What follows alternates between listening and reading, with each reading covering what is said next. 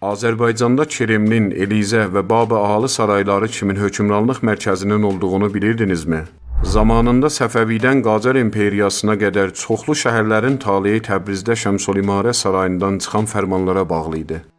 Deyirlər Təbriz əhalisinin dildən dilə gəzən bir misrası var imiş. Əlində lalə, getmə xəyalə, ot tutub yandı Şəmsolimarə. Təbrizdə haqqında niskillə misra qoşulan bir yer var idi. Tehranda da ona tay var. Amma oradakı məşhurdur, buradakı yoxa çıxıb. Onu yer üzündən silmək üçün top tüfəng lazım olmadı. Əgər Təbrizdə yaşamısansa, ya da yolun Təbrizə düşübsə bu yerdən neçə dəfə keçmisən, ancaq heç bilməmisən ki, orada nə var idi. Bugün biləcəksən. Bu epizodda yararlandığımız qaynaqları diqqətinizə çatdırırıq. Abbas Mirzə Naibüssəltənə, Təbriz Darüssəltənəsinin memarlığı, hökumət saraylarının yenidən qayırma işləri, Təbriz Darüssəltənəsi. Təbriz imperiyalar paytaxtı, neçə əsr dünya və bölgənin şah damarlarının keçdiyi torpaq, savaşın, inqilab, tərəqqi və sənətin mərkəzi. Bu şəhər tarix boyunca bir çox dövrlərdə Azərbaycanın mühüm mərkəzlərindən biri hesab olunmuş və bəzi dövrlərdə məsələn İlxanilər, Qaraqoyunlular, Ağqoyunlular və Səfəvilərin ilk dövrlərində ölkənin paytaxtı olmuşdur. Həmçinin Qacarlar dövründə Təbriz şəhəri Qacar şahlarının vəliəhd iqamətgahı olaraq Tehrandakı Darülxilafə ilə bircə ölkənin hökumət mərkəzi sayılırdı. Yeni paytaxt olmuş Tehrana şahlıq adabını Təbrizdə yaşayıb, öyrənərək aparırdılar. Bir sözlə, dövlət idarəçiliyini Azərbaycanda öyrənirdilər. Bu hökmranlıq adabının simvolik bir adı var idi. Darüssəltənə. Nə oldu ki, Darüssəltənə Darülxilafənin çox gerisində qaldı?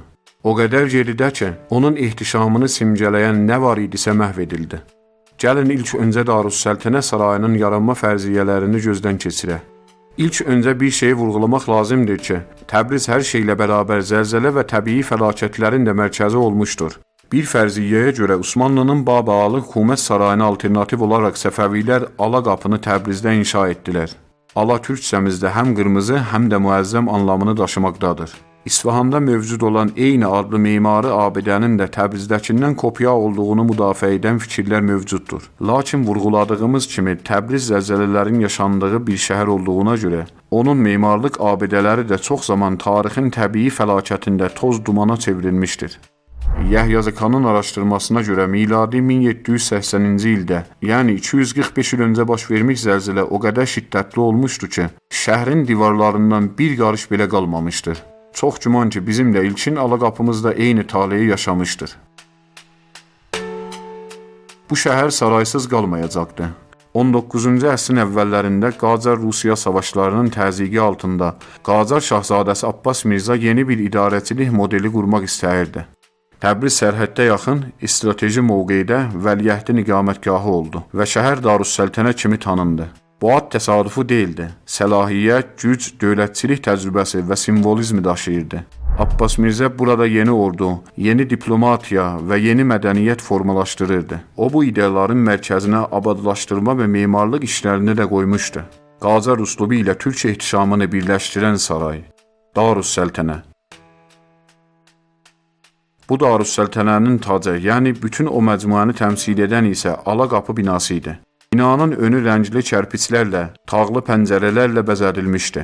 Damda isə Avropa üslubunda Kulahı Fərəngi adlı hündür gözətim qülləsi yüksəlirdi. 4 mərtəbəli idi, hər mərtəbə fərqli görevlərə sahib idi. Bu saray yalnız bir iqamətgah deyildi. O, Azərbaycanın siyasi kimliyi ya da başqa ifadə ilə desək, siyasi şinasnaməsi idi. Buranı inşa edənlərdən biri də Cəfər Quluxan Dümbülü idi. Təbrizin hakimi, amma həm də bu şəhrin görünməyən memarı. Onun dövründə Ala qapı yalnız padişahların deyil, xalqın da sarayına çevrildi. Vəliəhd burada qalır, buradan səfərə çıxır, buradan fərman verirdi. Səfəvilərdən miras qalan bəylər bəy unvanını qazanmış Nəcəf Quluxan, Təbrizin indiki deyimi ilə ustandarı idi. Nəcəf Quluxan Dümbülünün haqqında bir sıra məlumatlar onun Kürd olduğunu iddia edir. Lakin bunun belə olmadığını sübut etmək çox da çətin iş deyil. Dümbülüklər Oğuzların Eymur boylarından gələn Dümbülük tayfasındandır. Ayrıca tarixi qeydlərə görə bu tayfanın türkçədən başqa dildə danışmadığı qeyd olunur. Mənbələrdən biri və ən önəmlisi Mirza Əbdüləzim Bustani Buxarayının Töhfə-i Şah əsəridir.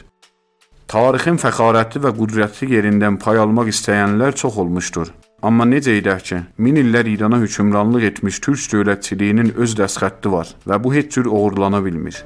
İndi gələk Azərbaycanın siyasi ehtişamını özündə əks edən 7,5 ikrarlıq Darüssəltənə sarayına. Ora necə bir mühit idi sualı bu gün çoxumuzu maraqlandırır. Çünki söhbət elə bir yerdən gedir ki, onun izini də siliblər. Bu məcmua yalnız saraydan ibarət deyildi. O bir şəhərci idi. İçərisi bir neçə hissədən ibarət idi. Divanxana, topxana, cəbhəxana, təkiyyə heyəti, bağlar və su kanalları və sonunda hərəmxana. Qacar hakimiyyəti zamanına əsas götürsə, Darüssəltənə məcmuəsi 140 illik mərəmmətdən dağılmağa qədər bir sürəci başa vurmuşdur. 3 əsas dövr olmuşdur. İlk dövr Azərbaycan sərdarı Abbas Mirzə hakimliyi zamanıdır. Sarayın ilkin quruluşunu ehtiva edir. İkinci dövr Məhəmməd Əli Şah dövrüdür. Saray məcmuəsinə Şüaüssəltənə binası, teleqrafxana və nəzarətxana əlavə olunur. Üçüncü dövr isə Müzəffəreddin Şahın vəliəhdlik dövrüdür.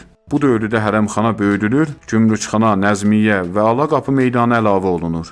Bu dövrdə Alaqapı Şəmsül-İmarə adlanır. Şəmsül-İmarənin ya da birinci adı ilə Alaqapının 3 giriş qapısı var idi. Birinci qapı Qacar vəliəhdləri və dövlət işçilərinin girişi üçün, ikinci qapı umum xalqın girişi və rəsmi mərasimatda iştirak edənlərin girişi, üçüncü qapı isə vəliəhd ailəsinin girişi üçün idi. Təxminən Qacar şahlığının sonuna kimi əl üstündə tutulan bu dövlət evini iki fəlakət heç rahat buraxmadı. Biri elə əvvəllərdə qeyd etdiyimiz təbii fəlakət, digəri isə bəşəri fəlakət, yəni pəhləvizm. Qacarlardan sonra Riza Pəhləvinin gəlişi ilə Şəmsül-İmarə Azərbaycanın ustandarısına çevrildi. 1313-cü ildə, yəni 1933-də Ədibüssəltənə Səmiyinin ustandarlıq dövründə bu sarayda yanğın baş vermiş və Azərbaycanın memarlıq sənətinin şah əsərlərindən sayılan günbəz və yuxarı hissə dağıdıldı. Sanki bu əlo xalqın qəlbinə toxunmuş kimi ertəsi gün bu mövzuda ilk başlarda səsləndirdiyimiz şeir dildən dilə gəzdi. Əlində lalə, getmə xəyalə, ot tutub yandı Şəmsül-İmarə. Bir il sonra dağıdıcı sel Təbriz şəhrini və ən başda Şəmsül-İmarəni hədəf aldı. Bir hissəsi də orada məhv oldu.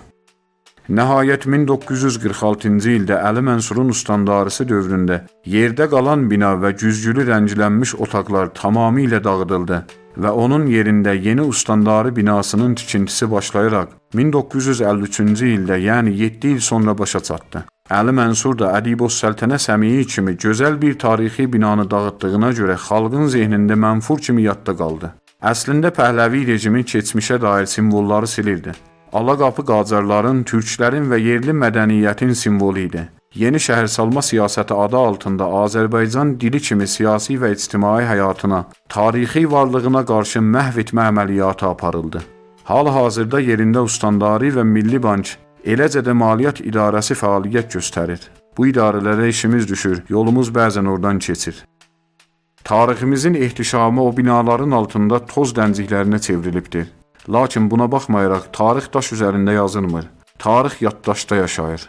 Alıqapı ya Darüssəltənə sadəcə bir bina deyildi. Bu bir ruh idi.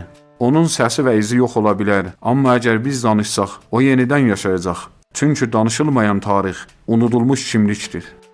Siz deyin, əgər Şəmsül-İmarə qalsaydı, bugün hansı durum hökm sürürdü?